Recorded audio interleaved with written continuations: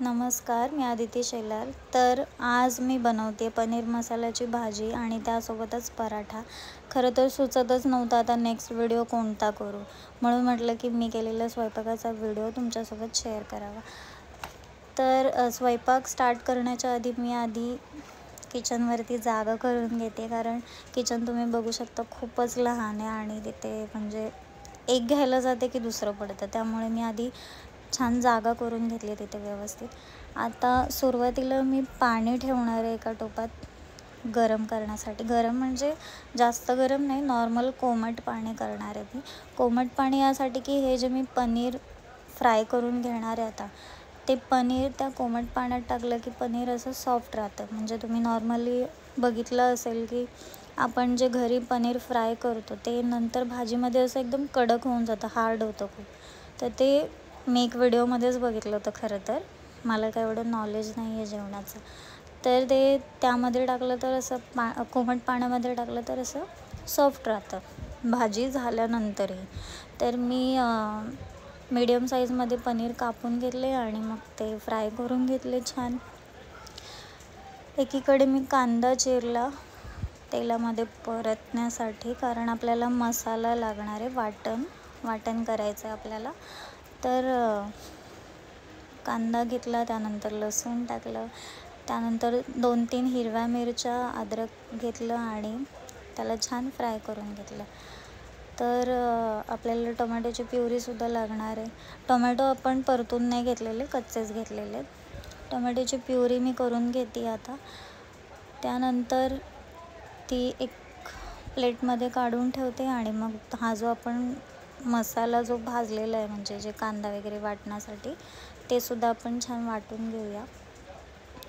त्यानंतर हे जे कोमट पाणी करून ठेवलं मी म्हणाले तुम्हाला, त्यात आपण पनीरचे सगळे तुकडे टाकून घेऊ, जेणेकरून ते हार्ड होणार नाहीत. दुसरीकडे कढईत तेल घ्यायचं आहे.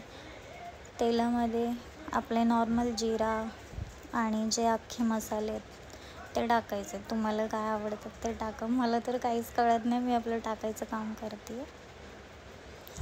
त्यानंतर लाल तिखट यासाठी की थोडासा कलर यावा भाजीला, आणि मग टोमॅटोची प्युरी जी आपण केली आहे ती टाकायची. छान परतून घ्यायचे, झाकण ठेवायचं आणि छान शिजवून घ्यायचे, कारण टोमॅटो आपण कच्चे घेतलेले आहेत. त्याला जर छान परतवून नाही घेतलं तर खाताना ते पूर्ण कच्चं लागणार आहे. तर मी 3-4 मिनटं छान झाकण ठेवून टोमॅटोची प्युरी छान परतवून घेतली. त्यानंतर जो वाटण आपण वाटून घेतलं आहे ते टाकलं आहे मी त्यात. ते सुद्धा छान परतवून घ्यायचं आहे, शिजवून घ्यायचं आहे 2-3 मिनटं झाकण ठेवून. कारण हे जे वाटण आहे ते कच्चं राहिलं नाही पाहिजे, कारण खाताना मग ते खूप बेकार लागतं मग.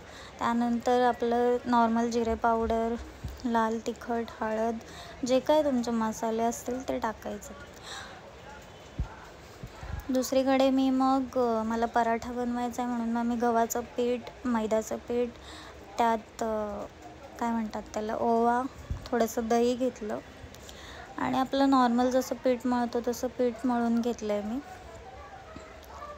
ही रेसिपी मला सांगितली होती वहिनींनी. आता मी लास्ट टाईम जेव्हा तिकडे घरी गेलेलो मांजरीला, तेव्हा मी बघितली होती खरं तर त्यांची. तर पीठ आपलं नॉर्मल जसं मळतो तसं मळून घ्यायचं आहे. थोडा वेळ त्याला मुरू द्यायचं, कारण लगेच केलं तर त्याची चव नाही लागणार आहे.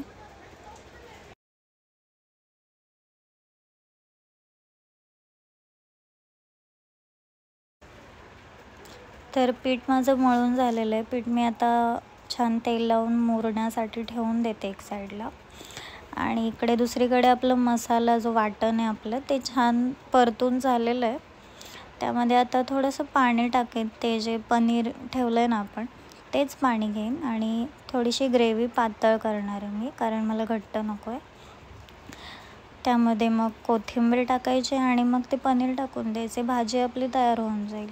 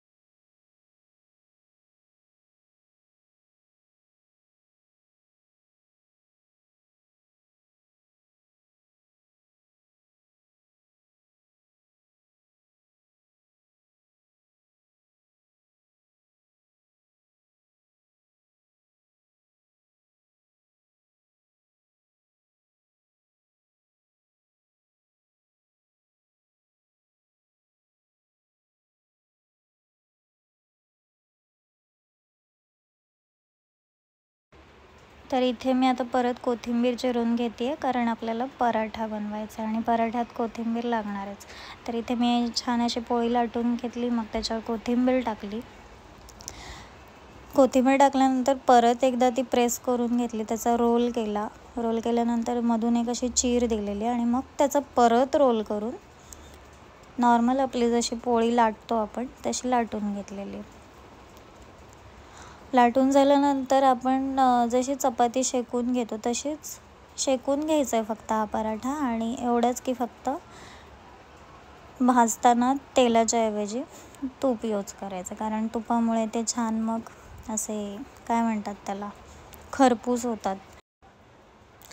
तर पराठा माझा झालेला आहे बनवून, भाजीसुद्धा आपली रेडी आहे. तर आजचा हा व्हिडिओ तुम्हाला कसा वाटला? मी भाजी बनवली. खरं तर मी काय एक्सपर्ट नाही आहे जेवणात. मी नॉर्मली इकडे तिकडे बघून ह्याचं त्याचं म्हणजे नाही का हे ते करून जेवण बनवत असते, नवीन नवीन काय काय. मी अगदीच एक्सपर्ट आहे असं काही नाही आहे. तर आजचा हा व्हिडिओ तुम्हाला कसा वाटला तुम्ही नक्की मला कमेंट करून सांगा आणि माझ्या चॅनलला सबस्क्राईब नक्की करा. थँक्यू.